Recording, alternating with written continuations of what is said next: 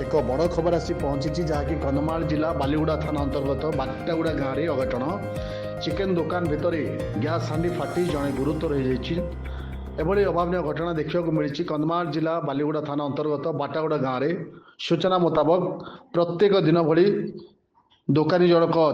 Chicken काटापी पानी गरम करुवा समय हठात गैस हांडी फाटी जाता एवं से गुरुतर भाव में आहत होते जदि कहवा कि न बुझा आगु एत बड़ अघटन घटी जाता अल्प के बर्ती गले दुकानी हे तो गुरुतर भाव आहत होती तथापि जीवन बंची जाइए। दुकानी बाटागुड़ा पंचायत पालनकिया गाँव रतन दिगाल बोली जमापड़ी स्थानीय लोक संगे संगे ओट जगे बालीगुड़ा उपखंड चिकित्सालय को पहुँचे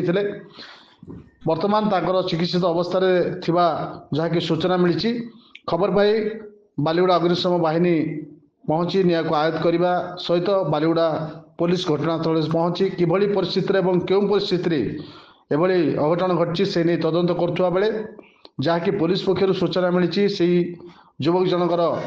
स्वास्थ्य अवस्था स्थिरता अच्छी एवं से वर्तमान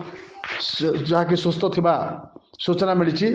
वर्तमान एभली दुर्घटना को नहीं अंचल एक भयर वातावरण सृष्टि होती